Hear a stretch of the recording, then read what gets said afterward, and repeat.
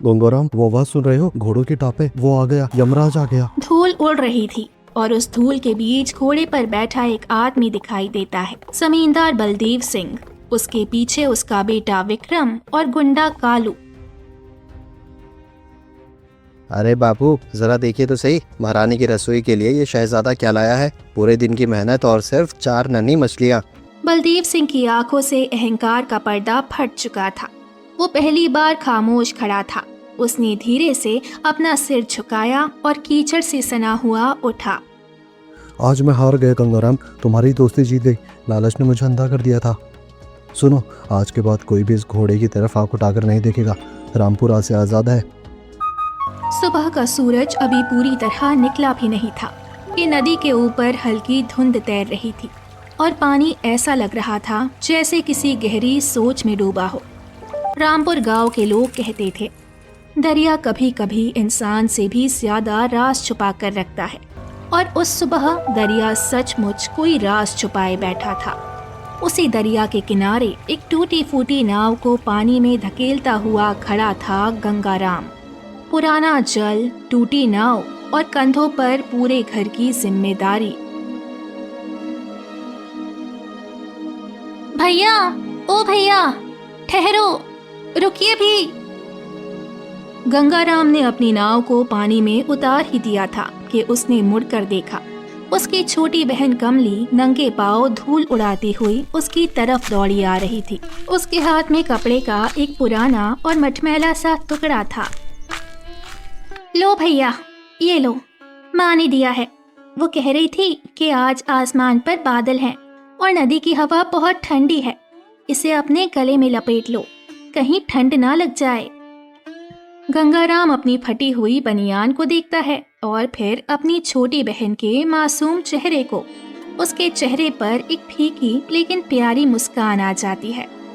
अरे पगली, तू भी माँ की तरह ही बातें करने लगी है। मैं दिन भर इस पानी में खेलता हूँ। मैं कोई बच्चा हूँ क्या, जो जरा सी हवा में बीमार पड़ जाऊंगा? और फिर ये कपड़ा तो अपने पास रख, घर में तुझे इसकी ज्यादा जरूरत है। कमली जल्दी करने लगती है। नहीं भैया, माँ ने कहा है तो पहनना ही पड़ेगा। आप हमेशा अपनी फिक्र छोड़ देते हैं। कल रात भी आप पूरी रात खांस रहे थे। आपको क्या लगा, मुझे पता नहीं चला? गंगाराम कुछ पल के लिए चुप हो जाता है।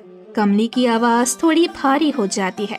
वो धीरे से नीचे देखती हुई कहती है, भैया, आप बच्चे नहीं हो, घर के बड़े हो, लेकिन अगर आपको कुछ हो गया तो हमारा क्या होगा? माँ की खांसी बढ़ती जा रही है और मेरा तो आपके सिवा इस दुनिया में है ही कौन? गंगाराम के पास इस बात का कोई जवाब नहीं था। एक पल के लिए सन्नाटा छा गया। सिर्फ नदी के पानी की छप छप सुनाई दे रही थी। उसने नाव की चप्पू छोड़ी और झुककर कमली के सिर पर बड़े प्यार से हाथ रखा। पगली, जब तक तेरी दुआएं मेरे साथ है, इस दरिया की लहरें मेरा कुछ नहीं बिगाड़ सकती। तू घबरा मत। आज मेरा मन कह रहा है कि किस्मत मेहरबान होगी। आज दरिया से खाली हाथ नहीं लौटूंगा। सच भैया?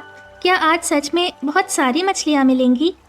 हाँ छोटी, आज जब शाम को सूरज ढलेगा तो मेरी नाव मछलियों से भरी होगी। फिर देखना, आज माँ की वो कड़वी दवाई भी आएगी और तेरी वो नई किताबें भी, जिनके लिए तू रोज स्कूल के बाहर खड़ी होकर देखती है। आज तेरा भाई अपनी कमली के चेहरे पर बड़ी सी मुस्कान लेकर ही घर आएगा। वादा भैया, फिर मैं माँ को बता दूं कि आज घर में चूल्हा जोर से चलेगा। पक्का वादा। अब जा, घर जा और माँ का ख्याल रख। कमली खुश हो जाती है। गंगाराम ने मजबूती से नाव की चप्पू पकड़ी और धीरे धीरे गहरे पानी की तरफ बढ़ गया। उसे पता था कि पीछे खड़ी उसकी बहन उसे तब तक देखती रहेगी जब तक उसकी नाव एक छोटे से बिंदु जैसी ना दिखने लगे। रामपुर गांव की जिंदगी आसान नहीं थी। यहाँ सूरज की रोशनी घरों में बाद में पहुँचती थी। जमींदार के जुल्मों का साया पहले पहुँच जाता था। यहाँ मछली पकड़ना भी खेल नहीं था, क्योंकि जाल डालने से पहले अपने डर पर काबू पाना पड़ता था। डर जमींदार बलदेव सिंह का। गांव की हवा में भी लोग कहते थे कि बलदेव सिंह की इजाजत के बिना यहाँ पत्ता भी नहीं हिलता। रामपुर का हर घर, हर नाव और हर जाल कहीं न कहीं उसी की बेड़ियों में जकड़ा था और वो उसकी बात नहीं मानता। उसकी नाव नदी के बीच पहुंचने से पहले ही डूब जाती। राम राम काका, कैसे हो? राम राम बेटा, आज बड़ा वक्त लगा दिया आने में। सूरज तो सर चढ़ाया है। क्या बताऊं काका, घर की परेशानियों से पाँव निकले तब तो नदी तक पहुंचूं, और ये देखिए, ये जाली साथ नहीं दे रहा। आज फिर से 3 जगह से फट गया है। इसे संभालूं या मछलियां ढूंढूं? बेटा, ये जाल नहीं फटा है। सच तो ये है कि हमारी किस्मत ही फट गई है। जाल सिलोगे, पर जो तकदीर जमींदार के बही खातों में फंसी है उसे कैसे सिलोगे? बात तो कड़वी है काका, पर सच है। खैर, देखते हैं आज ये दरिया क्या देता है। गंगाराम पूरे जोर से जाल हवा में लहराकर पानी में फेंकता है। कुछ पल सन्नाटा रहता है। गंगाराम की आंखें पानी पर टिकी हैं। अचानक जाल में हल्की सी थरथराहट होती है। काका, लगता है कुछ फंसा है, भारी लग रहा है। जल्दी खींच बेटा, कहीं निकल ना जाए। गंगाराम तेजी से और उम्मीद के साथ जाल ऊपर खींचता है, लेकिन जैसे ही जाल बाहर आता है उसका चेहरा उतर जाता है। जाल में सिर्फ 2 छोटी तड़पती हुई मछलियां थी। बस इतनी? सिर्फ 2? काका, इतने में तो माँ की एक वक्त की दवा भी नहीं आएगी। पूरे दिन की मेहनत का ये सिला। धैर्य रख बेटा, आज लगता है ये दरिया भी हमसे रूठा हुआ है, या शायद इसे भी जमींदार का खौफ खाए बैठा हो। यहाँ की मछलियाँ भी अब गरीबों के जाल में फंसने से डरती है। हार नहीं मानूंगा काका, एक बार फिर कोशिश करता हूँ। गंगाराम ने फिर जाल फेंका, फिर खींचा, और ये सिलसिला घंटों चलता रहा। दोपहर ढल गई। सूरज थककर पहाड़ों के पीछे छिपने लगा और आसमान का रंग खून जैसा लाल हो गया। लेकिन गंगाराम की नाव में पूरे दिन की थकान के बाद भी सिर्फ 4 छोटी मछलियां ही थी। तभी अचानक किनारे की तरफ से घोड़ों की टापों की आवाज सुनाई देती है। धड़ धड़ धड़। शंभू काका घबरा कर खड़े हो जाते हैं। गंगाराम, वो आवाज सुन रहे हो? घोड़ों के टापे, वो आ गया, यमराज आ गया। गंगाराम किनारे की तरफ देखता है। धूल उड़ रही थी और उस धूल के बीच घोड़े पर बैठा एक आदमी दिखाई देता है। जमींदार बलदेव सिंह, उसके पीछे उसका बेटा विक्रम और गुंडा कालू। वे नदी किनारे पहुंचते हैं। विक्रम गंगाराम की नाव में झांकता है। अरे बापू, जरा देखिए तो सही, महारानी की रसोई के लिए ये शहजादा क्या लाया है। पूरे दिन की मेहनत और सिर्फ 4 नन्ही मछलियाँ। लगता है मछलियाँ भी इसकी गरीबी देखकर रास्ता बदल देती हैं। कालू भी हंसने लगता है। अरे छोटे मालिक, इन 4 मछलियों से तो जमींदार साहब की बिल्ली का नाश्ता भी पूरा नहीं होगा, और ये चला है लगान चुकाने। गंगाराम, तू मछुआरा है या नदी में समय बर्बाद करने वाला कोई आवारा? गंगाराम के चेहरे की नसें तन गई। उसकी मुट्ठियां भींची हुई थी, लेकिन वो चुप रहा। उसे पता था कि एक गलत लफ्ज उसके पूरे परिवार को भारी पड़ सकता है। चुप हो जाओ कालू, मेहनत की है बेचारे ने।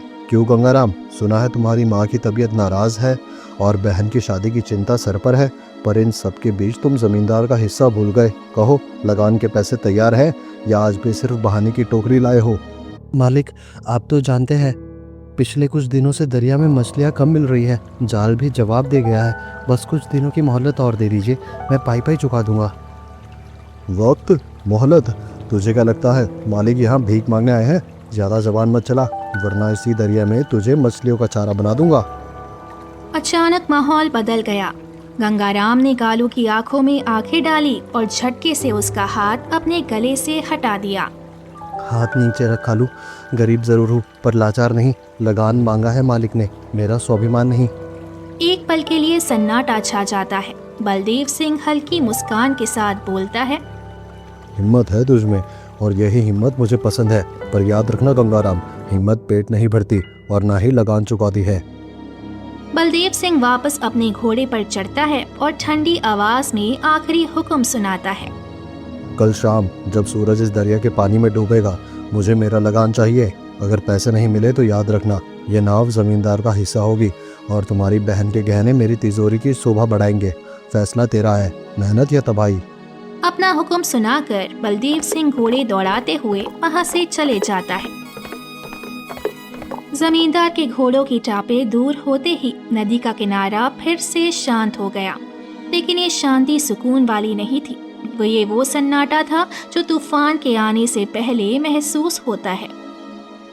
गंगाराम अपनी टूटी नाव के किनारे पर सिर झुकाकर बैठ जाता है। वो नाव में रखी उन 4 छोटी मछलियों को देखता है जो अब तड़पना छोड़ चुकी थी। गंगाराम नाव में बैठकर 4 मछलियों को देखता है। उसकी आंखों में गुस्सा भी था और बेबसी भी। बस 4, सिर्फ 4 मछलियाँ? क्या कीमत होगी इनकी? 4 आने, 8 आने। वो गहरी सांस लेता है। वो आसमान की ओर देखता है जहां रोशनी खत्म हो रही थी। उसकी आंखों में बेबसी के आंसू थे, पर उन आंसुओं के पीछे एक जलती हुई आग भी थी। माँ की दवाई का वक्त हो गया है। वो दरवाजे पर आंखें बिछाए बैठी होंगी कि बेटा दवा लाएगा तो दर्द कम होगा। कमली, वो पगली अपनी फटी किताबों को जोड़कर इस आस में बैठी होगी कि कल नई किताबें आएंगी। और लगान, अगर कल सूरज ढलने तक पैसे ना दिए तो बलदेव सिंह हमारी छत भी छीन लेगा। गंगाराम अभी अपनी चिंताओं में डूबा ही था कि तभी अचानक नदी के दूसरे पार घने जंगल की झाड़ियों में एक जोरदार हलचल हुई। वो चौंक कर उस तरफ देखता है। अंधेरे और धुंध के बीच उसे एक विशाल परछाई दिखाई देती है।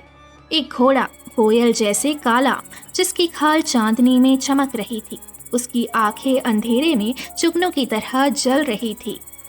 ये इतना आलीशान घोड़ा इस वीरान जंगल में, ये यहाँ क्या कर रहा है? गंगाराम अभी अपनी आंखें मलकर दोबारा देखने की कोशिश ही कर रहा था कि वो काला साया एक पल में झाड़ियों के पीछे गायब हो गया। सिर्फ पीछे रह गई उसके पैरों की थपकी और एक अजीब सी खामोशी। ये घोड़ा यहाँ ना ये जमींदार का है ना किसी और का, तो फिर ये यहाँ कैसे आया? गंगाराम को अंदाजा भी नहीं था कि जिस दरिया से उसे आज सिर्फ 4 मछलियाँ मिली थी, उसी दरिया ने उसे एक ऐसा जादुई दोस्त भेजा है जो न सिर्फ उसका लगान चुकाएगा बल्कि रामपुर का इतिहास बदल देगा। अगली सुबह जब रामपुर गांव की आंखें खुली तो हवा में फूलों की खुशबू नहीं बल्कि दहशत की भारी गंध थी। आसमान पर बादल ऐसे छाए थे जैसे कोई दुखद संदेश लाए हों। गांव के मछुआरे अपने फटे जाल लेकर नदी की तरफ तो बढ़ रहे थे, पर उनके कदम कांप रहे थे। आज लगान का दिन था और रामपुर में लगान का मतलब सिर्फ पैसा नहीं था। लगान का मतलब था किसी गरीब का अनाज छिन जाना, किसी की नाव जब्त हो जाना या किसी का घर नीलाम हो जाना। झोपड़ी के भीतर का मंजर और भी दुखदाई था। गंगाराम की माँ सरस्वती एक पुरानी चटाई पर लेटी जोर जोर से खांस रही थी।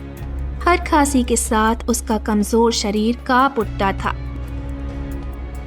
माँ, थोड़ा पानी पी लो, बस थोड़ा सा, और सब्र करो, भैया अभी आते ही होंगे।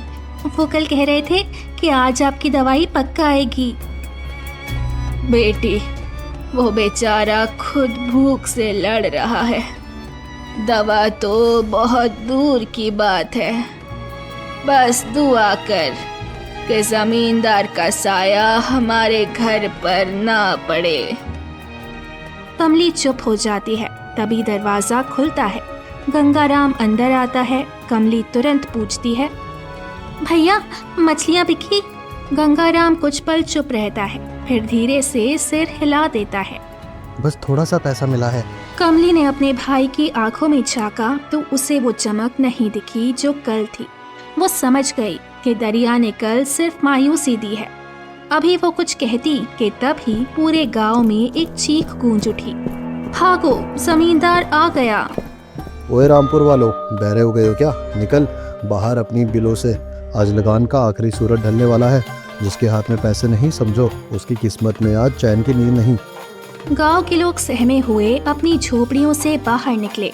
सन्नाटा इतना गहरा था कि लोगों के दिल की धड़कनें सुनाई दे रही थी। बकरीम घोड़े से उतरता है और हाथ में पकड़े हंटर को अपनी हथेली पर मारते हुए हरिया मछुआरे के पास जाता है। मालिक, दुहाई है मालिक, इस बार पानी बहुत कम था, मछलियाँ गहरे में चली गई। जो मिला उससे बस बच्चों का आधा पेट भर पाया हूँ, थोड़ा रहम कीजिए। रहम रहम हम अपनी औलाद पर करते हैं, तुम जैसे भिखारियों पर नहीं। अगर तू हमें भूखा रखेगा तो क्या हम तुझे चैन से जीने देंगे? छोटे मालिक, ये ऐसे नहीं मानेगा।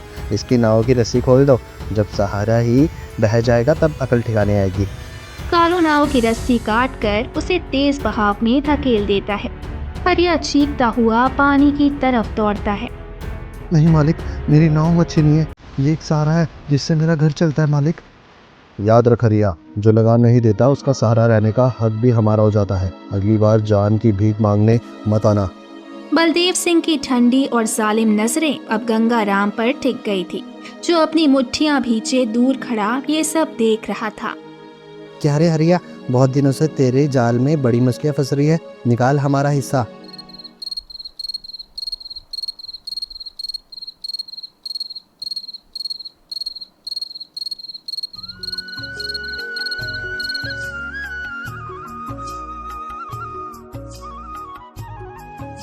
गंगाराम, सुना है कल रात दरिया किनारे तुम्हारी बड़ी चर्चा थी, तो क्या समझ आया? पैसे लेकर आए हो या सिर्फ खाली हाथ, और ये सर ऊंचा लेकर खड़े क्यों हो?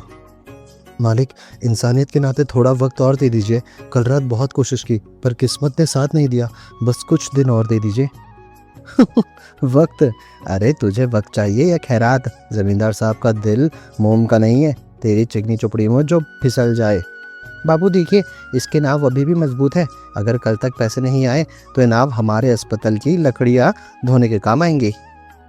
कमली डर कर गंगाराम के पीछे छिप जाती है और उसके कुर्ते को कसकर पकड़ लेती है। गंगाराम को महसूस होता है कि उसकी बहन कांप रही है। कल सूरज ढलने से पहले मैं लगान के साथ ब्याज भी दे दूंगा, बस मेरी नाव और मेरी बहन को इससे दूर रखिए। जमींदार ने घोड़े को एड़ लगाई और धूल उड़ाते हुए निकल गया। गंगाराम वहीं खड़ा रहा। उसकी आंखों में गुस्सा अब एक तपते हुए अंगारे में बदल चुका था। जमींदार के जाते ही गांव के लोग किसी मरे हुए सन्नाटे की तरह अपनी झोपड़ियों में दुबक गए। मैदान में सिर्फ धूल के उड़ते हुए गुबार और गंगाराम के भारी कदमों की आवाज बाकी थी। कमली धीरे धीरे गंगाराम के पास आती है और उसका हाथ थाम लेती है।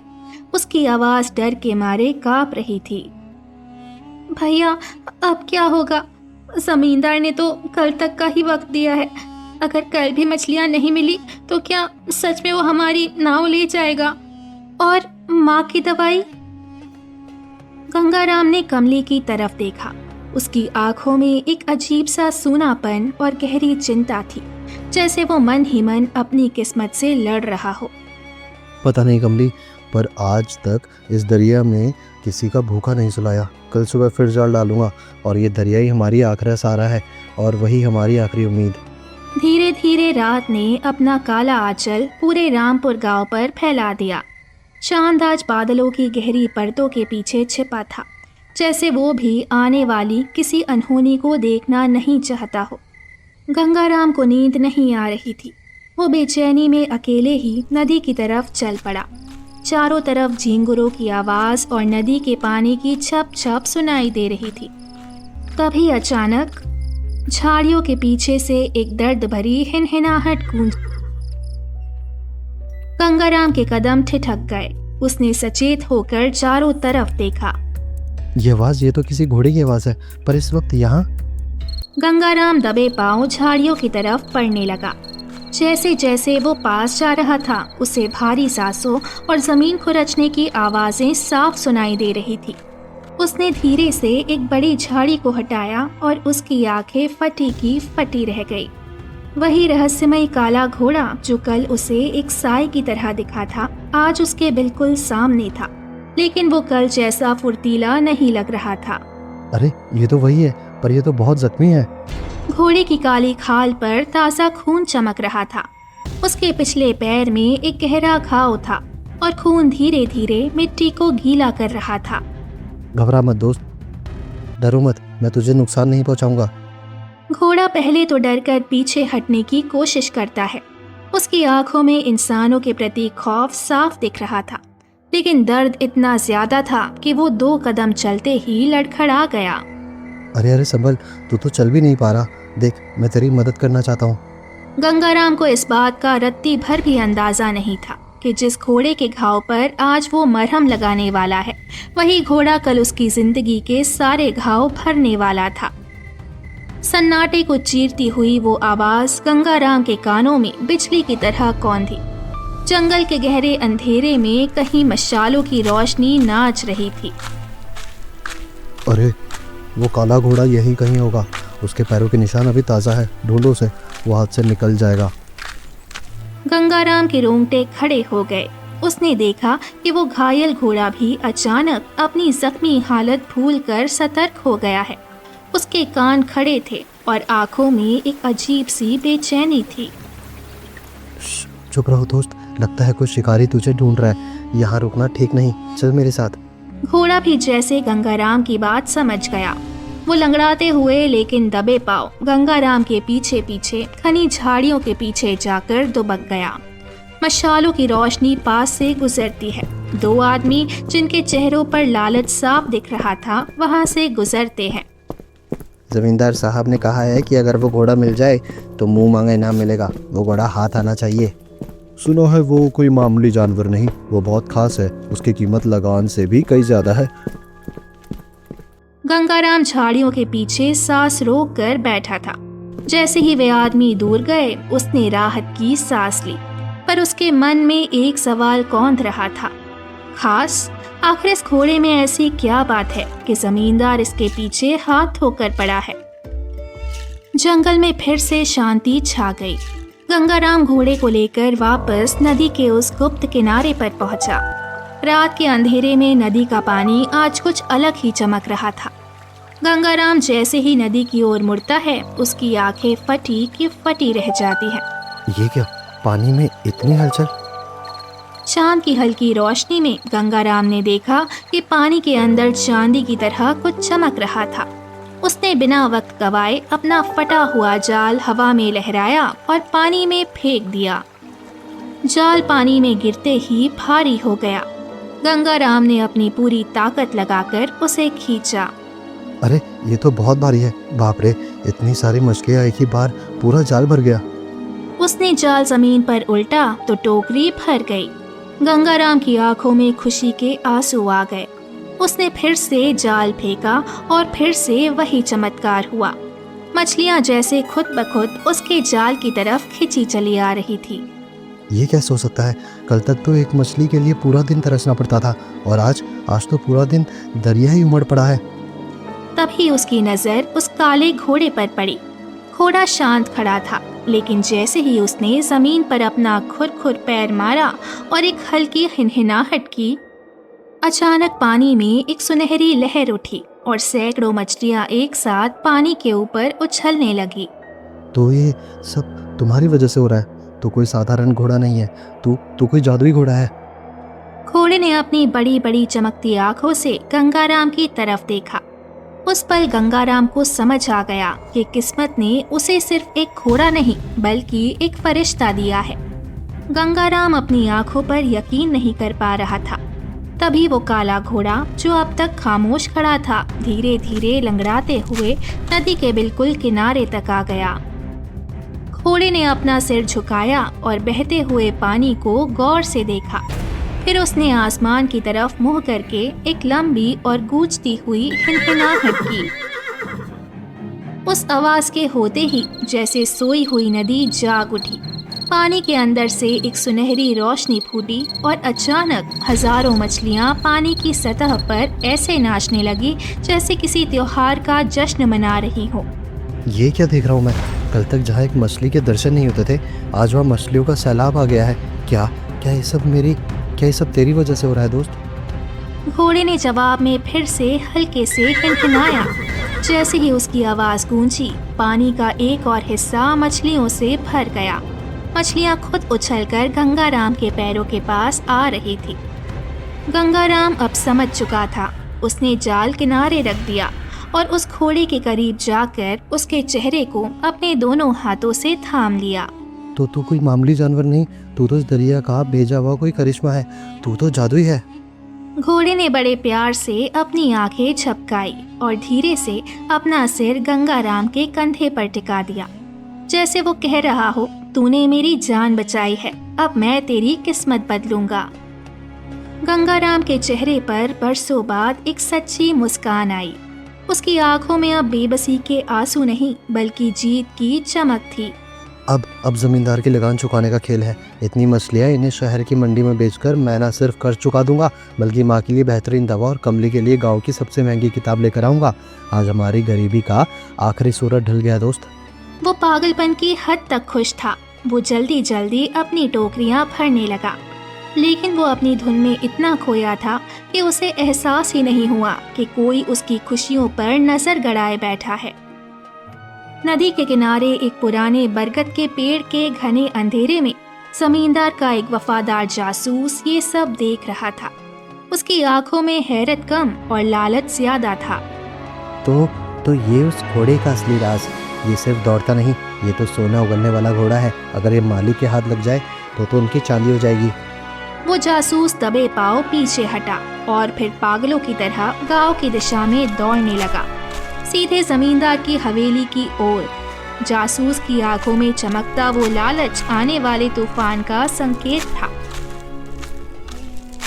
गंगाराम को अंदाजा भी नहीं था कि जिस जादुई घोड़े ने उसकी उम्मीदें जगाई हैं, उसी घोड़े को छीनने के लिए अब पूरा गांव शमशान बनने वाला है। जमींदार की हवेली के भारी दरवाजे आधी रात को खुले। वो जासूस हाँफता हुआ सीधे बलदेव सिंह के सामने पहुंचा। जमींदार अपनी महंगी शराब का ग्लास हाथ में लिए खड़ा था। मालिक, वो मिल गया। मैंने अपनी उस आंखों से उस काले घोड़े को देखा और वो राज देखा जिसे सुनकर आपके पैरों तले जमीन खिसक जाएगी। बलदेव सिंह की आंखों में एक अजीब सी चमक आ गई। उसने ग्लास मेज पर पटका। कौन सा राज? साफ साफ बोल, वरना तेरी जुबान खींच लूंगा। मालिक, वो कोई मामूली जानवर नहीं, वो घोड़ा, वो जादुई है। जमींदार की मुट्ठी धीरे धीरे कसने लगती है और उसके चेहरे पर एक खूंखार मुस्कान आ जाती है। जादुई? तो फिर वो घोड़ा अब मेरा होगा। उसकी हर ताकत पर अब बलदेव सिंह का कब्जा होगा। उस रात रामपुर गांव सो रहा था, लेकिन जमींदार की हवेली की ऊंची दीवारों के पीछे मौत का जाल बुना जा रहा था। मशालें जल रही थी और हथियारों की धार तेज की जा रही थी। मालिक, जहाँ भी वो घोड़ा नदी के किनारे खड़ा होकर हिनहिनाता है, हजारों मछलियाँ खुद ब खुद पानी के बाहर नाचने लगती है, जैसे वो पानी का राजा हो। मतलब अगर वो घोड़ा मेरे अस्पताल की शान बनेगा तो इस इलाके की हर मछली, हर कतरा और पूरा रामपुर मेरे कदमों में झुकेगा। मुझे अब जाल डालने की जरूरत नहीं होगी, दौलत खुद मेरे पास चलकर आएगी। पर मालिक, वो घोड़ा इस समय उस कंगाल गंगाराम के साथ है। वो दोनों दोस्त बन चुके हैं। क्या? एक फटेहाल मछुआरे के पास इतनी बड़ी दौलत? नामुमकिन। गंगाराम की इतनी औकात कि वो जमींदार की चीज पर हक मारे।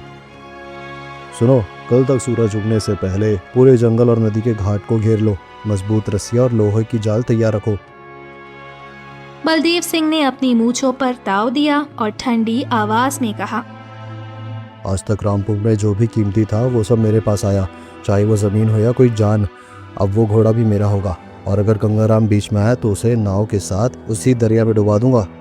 जी मालिक। दूसरी तरफ नदी का किनारा खुशियों से भरा था। गंगाराम ने अपनी सारी टोकरियां लबालब भर ली थी। उसे लग रहा था कि उसकी गरीबी का अंत हो गया है। आज तूने मुझे एक नया जीवन दिया है दोस्त। कल जब ये मछलियाँ बिकेंगी तो हमारे घर की दीवारें खुशियों से गूंज उठेंगी। चल, अब बहुत रात हो गई है, घर चलते हैं। गंगाराम चलने ही वाला था कि अचानक घोड़े के शरीर में एक थरथराहट हुई। उसके कान एकदम सीधे हो गए और वो अपनी नाक से जोर जोर से हवा छोड़ने लगा। क्या हुआ दोस्त, तू इतना डरा हुआ क्यों है? अंधेरे जंगल के बीच पेड़ों की ओर से कुछ काली परछाइयां धीरे धीरे उनकी तरफ बढ़ रही थी। झाड़ियों के बीच लोहे की जंजीरों के टकराने की हल्की आवाज आई, खनक खनक। सावधान, जाल तैयार रखो। आज ये जादुई शिकार बचकर नहीं जाना चाहिए। गंगाराम को अभी तक एहसास नहीं था कि वो चारों तरफ से लोहे के शिकंजे में घिर चुका है।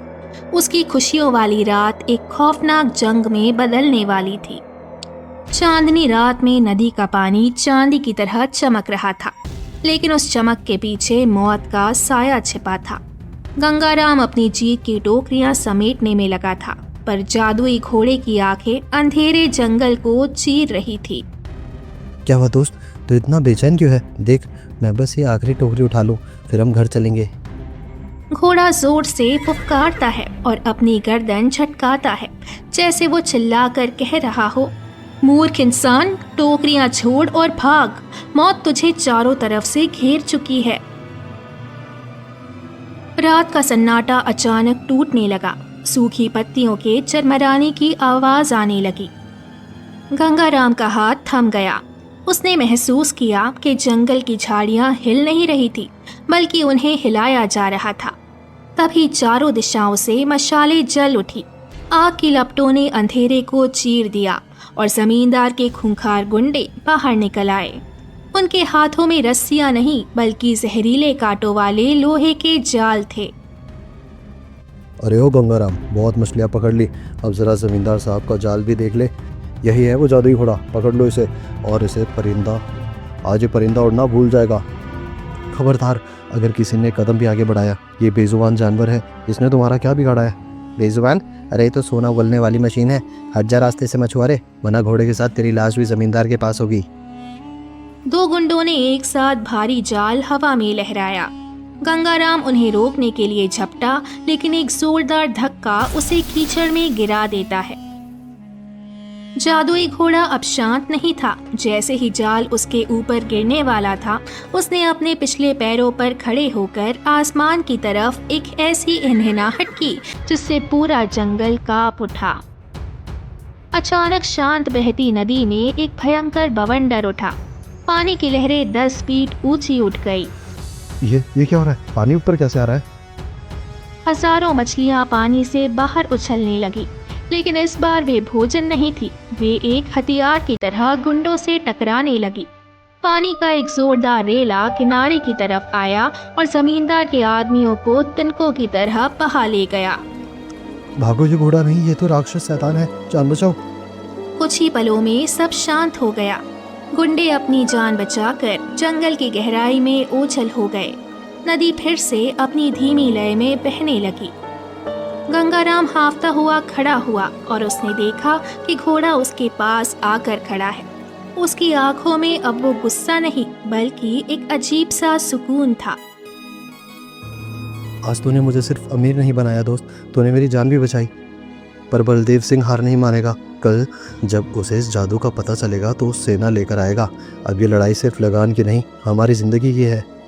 गंगाराम ने टोकरियां वहीं छोड़ दी और घोड़े को लेकर अंधेरे में गायब हो गया। नदी के किनारे हुई उस जादुई घटना के बाद गंगाराम का दिल बैठा जा रहा था। उसे पता था कि उसने एक शेर की पूंछ पर पैर रख दिया है। उसने आसमान की ओर देखा जहां तारे अब धुंधले पड़ रहे थे। दोस्त, आज तूने मुझे बचा लिया, पर अब जमींदार की नज़रों में तू एक सिर्फ घोड़ा नहीं, खजाना है। शायद हमें ये गांव, ये दरिया और अपनी झोपड़ी छोड़कर कहीं दूर जाना चाहिए। लेकिन गंगाराम को क्या पता था कि भागने का वक्त अब निकल चुका है। दूर हवेली की बालकनी में खड़ा जमींदार बलदेव सिंह जलती हुई आंखों से नदी की दिशा में देख रहा था। उसके हाथ में पकड़ी हुई शराब की सुराही जमीन पर गिरकर चकनाचूर हो गई। वो घोड़ा मुझे चाहिए, चाहे रामपुर जल जाए या गंगाराम की लाश मिले। मुझे वो काला घोड़ा हर हाल में मेरे अस्पताल में चाहिए। अब ये सिर्फ लालच नहीं था, अब ये बलदेव सिंह की हार का बदला बन चुका था। सुबह की पहली किरण ने जब रामपुर की जमीन को छुआ तो गांव की हवा में फूलों की महक नहीं बल्कि बारूद जैसा तनाव था। गांव वाले सहमे हुए थे। हवेली के आंगन में जमींदार अपने डरपोक गुंडों पर गरज रहा था।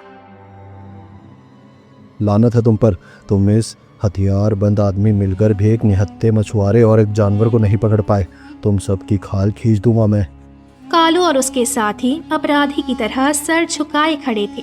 उनके कपड़ों से अभी भी नदी के पानी की गंध आ रही थी। बलदेव सिंह अचानक शांत हो गया। उसकी आंखों में एक ऐसी चमक आई जो सिर्फ शिकारी की होती है। उसने अपनी मूंछों पर ताव दिया और धीरे से मुस्कुराया। घोड़ा जादुई है, वो चपलता दिखाएगा, वो पानी से हमला करेगा। लेकिन गंगाराम तो इंसान है और एक इंसान की कमजोरी उसका परिवार होता है। अगर घोड़ा हाथ नहीं आया तो उस मछुआरे को घसीट कर लाओ। वो जादुई जानवर अपने मालिक को बचाने खुद ब खुद आएगा। समझ गए मालिक, सीधे वार से बेहतर है कि हम उसकी ममता की बेड़ियों में जकड़ ले। दूसरी तरफ उधर गंगाराम की झोपड़ी के बाहर एक अलग ही दुनिया थी। रात भर की मेहनत से पकड़ी गई मछलियां टोकरी में चांदी की तरह चमक रही थी। कमली उन्हें देखकर फूला नहीं समा रही थी। भैया, मैंने तो कभी इतनी बड़ी मछलियां ही नहीं देखी। आज तो माँ को शहर वाले हकीम के पास ले चलेंगे, है ना? और मेरी नई किताबों का कवर नीले रंग का होना चाहिए। हाँ कमली, आज सब होगा, तू बस माँ का ख्याल रख। गंगाराम की नजरें बार बार उस पेड़ के नीचे खड़े काले घोड़े पर जा रही थी। वो घोड़ा आज बहुत शांत था, जैसे उसे पता हो कि आज की शांति कल के तूफान की आहट है। अचानक पूरे गांव की जमीन कांपने लगी। गांव के कुत्तों के भौंकने की आवाज तेज हो गई। धूल उड़ाते हुए बलदेव सिंह का पूरा काफिला गंगाराम की झोपड़ी के बाहर आकर रुकता है। जमींदार घोड़े से नीचे उतरता है और उसकी जालिम नजरें सीधे उस जादुई घोड़े पर टिक जाती हैं। आखिरकार मेरी मंजिल मेरे सामने दिख गई। देख रहे हो कालू, ये है वो नायाब चीज जो अब मेरी होगी। गंगाराम बिजली की तेजी से भागा और घोड़े और कमली के आगे ढाल बनकर खड़ा हो गया। रुक जाइए मालिक, बहुत जुल्म कर लिया आपने रामपुर पर इस बेजुबान दोस्त को मैं आपके हवाले कभी नहीं करूंगा। ये मेरा दोस्त है, मेरी जान है। दोस्ती? अरे ओ बेवकूफ मछुआरे, दोस्ती बराबर वालों से होती है, गुलाम और जानवरों में नहीं। ये घोड़ा आज से जमींदार की जायदाद है। बलदेव सिंह ने अपना हाथ हवा में उठाया और इशारा किया। बहुत खेल खेल लिया तूने। दरिया दरिया गंगाराम, अब असली खेल मैं खेलूंगा। कालो विक्रम, पकड़ लो इन सबको, और अगर ये मछुआरा ज़्यादा जबान चलाए तो इसकी ज़बान और इसकी नाव दोनों को हमेशा के लिए शांत कर दो, मुझे दोबारा कहने की ज़रूरत ना पड़े। जी मालिक, आज ये नाव लकड़ी के टुकड़ों में बदलेगी और ये मछुआरा धूल चाटेगा। ए छोकरे, हट जा रास्ते से। कदम पीछे हटा लो कालू, ये बेजुबान जानवर तुम्हारा कुछ नहीं बिगाड़ेगा, पर अगर इसे हाथ लगाया तो ये दरिया तुम्हें माफ़ नहीं करेगा। दरिया? अरे ओ भिखारी, जमींदार के आगे दरिया भी पानी भरता है, पकड़ो इसे। जैसे ही जमींदार के आदमी भेड़ियों की तरह आगे बढ़े, जादुई घोड़े ने अपनी गर्दन ऊंची की। उसकी आंखों में एक रूहानी बिजली कौंधी। अचानक देखते ही देखते आसमान काला पड़ गया। एक ऐसी ठंडी और तेज हवा चली कि गांव के पुराने बरगद के पेड़ जड़ से हिलने लगे। धूल का ऐसा बवंडर उठा कि जमींदार के आदमियों को अपनी हथेलियां तक दिखना बंद हो गई। घोड़े ने अपना दाहिना पैर पूरी ताकत से जमीन पर मारा और उसी पल दूर शांत बहती नदी में एक पहाड़ जैसी ऊंची लहर उठी और शोर मचाती हुई सीधे गांव की तरफ बढ़ने लगी। मालिक, गजब हो गया, भागिए यहाँ से। ये घोड़ा कोई मामूली जानवर नहीं, ये तो साक्षात कोई जादुई बला है। लहरें हमें निगल जाएंगी। बाबू चलिए यहाँ से, ये सब सच में जादुई है। चुप रहो बुज़दिलो, हटो मेरे रास्ते से। मुझे किसी जादू टोने से डर नहीं लगता। बलदेव सिंह का खौफ इस जादू से भी बड़ा है। मैं खुद इसे लगाम पहनाऊंगा। बलदेव सिंह ने अपना घोड़ा निकाला और खुद पागलों की तरह घोड़े की तरफ बढ़ने लगा। पानी की लहरें उसके घुटनों तक आ चुकी थी, पर उसका अहंकार उसे रुकने नहीं दे रहा था। मैदान में मौत जैसा सन्नाटा छा गया था। जादुई घोड़ा और जमींदार बलदेव सिंह एक दूसरे की आंखों में झांक रहे थे। एक तरफ कुदरत का करिश्मा था तो दूसरी तरफ इंसान का बेतहाशा अहंकार। चारों तरफ धूल के बवंडर उठ रहे थे और आसमान में बिजली कड़क रही थी। डर मत मेरे दोस्त, आज यह धर्म का अंत होकर रहेगा। मैं तेरे आखिरी सांस तक खड़ा हूँ। आज ये जालिम तेरा बाल भी बांका नहीं कर पाएगा। बलदेव सिंह के सिर पर लालच का भूत सवार था। उसे ना तो कुदरत का डर था और ना ही दरिया का गुस्सा। चुप करो भिखारी मछुआरे, ये घोड़ा आज मेरा होगा और इससे मुझसे कोई नहीं छीन सकता। इसकी जादुई ताकत अब मेरी अस्पताल में शान बनेगी। जमींदार पागलों की तरह आगे बढ़ा। उसने घोड़े की लगाम पकड़ने के लिए झपट्टा मारा। उसी समय जादुई घोड़े ने अपनी गर्दन ऊंची की और एक ऐसी भयानक हिनहिनाहट की कि पूरा रामपुर गांव दहल उठा। अचानक बादलों ने सूरज को निगल लिया। कड़कती बिजली के साथ हवा एक खौफनाक चक्रवात में बदल गई। नदी का पानी जो अब तक शांत था, किसी भूखे शेर की तरह उछलने लगा और तभी नदी की एक विशाल लहर पहाड़ जैसी ऊंची हुई और सीधे जमींदार के गुंडों की तरफ झपटी। भागो मालिक, ये घोड़ा नहीं, ये तो दरिया का क्रोध है, ये हमें जिंदा नहीं छोड़ेगा। जमींदार घबराकर पीछे हटने लगा, पर उसके पैर कीचड़ में जा धंसे। वो संभल पाता उससे पहले ही वो जोर से उसी गंदी कीचड़ में जा गिरा जिसे वो दूसरों की गंदगी कहता था। पूरा गांव जो बरसों से जमींदार के जुल्म सह रहा था, उसे इस हालत में देख पहली बार जोर जोर से हंसने लगा। देख लिया जमींदार जी, आपकी लाठी, आपका पैसा और आपकी ताकत सब इस कीचड़ में मिल गया। याद रखिए, इस दुनिया में दोस्ती और अच्छाई ही सबसे बड़ी ताकत होती है, जो आपके करोड़ों रुपए से भी नहीं खरीदी जा सकती। बलदेव सिंह की आंखों से अहंकार का पर्दा फट चुका था। वो पहली बार खामोश खड़ा था। उसने धीरे से अपना सिर झुकाया और कीचड़ से सना हुआ उठा। आज मैं हार गया गंगाराम, तुम्हारी दोस्ती जीत गई। लालच ने मुझे अंधा कर दिया था। सुनो, आज के बाद कोई भी इस घोड़े की तरफ आंख उठाकर नहीं देखेगा। रामपुर आज से आज़ाद है। रामपुर की हवा बदल चुकी थी। गंगाराम ने उस रात पकड़ी मछलियों को शहर की मंडी में बेचा। बरसों का कर्ज उतर गया। माँ की बेहतरीन दवाई और कमली के चेहरे पर वो मुस्कान वापस आई जिसे वो भूल चुकी थी। अब गंगाराम और जादुई घोड़ा सबसे पक्के दोस्त बन चुके थे। एक सुनहरी सुबह नदी के किनारे गंगाराम अपने जादुई दोस्त के साथ खड़ा था। अगर मैं उस दिन तुझे उस झाड़ी में घायल हालत में ना देखता और अपना वो छोटा सा टुकड़ा तेरे घाव पर ना लगाता, तो आज हमारी दोस्ती कभी ना होती। तूने मुझे राजा बना दिया दोस्त। घोड़ा धीरे से हिनहिनाया, जैसे वो कह रहा हो कि प्यार ही सबसे बड़ा जादू है। याद रखिए, कभी कभी जिंदगी में दिखाई गई एक छोटी सी दया आपकी सबसे बड़ी किस्मत बन जाती है।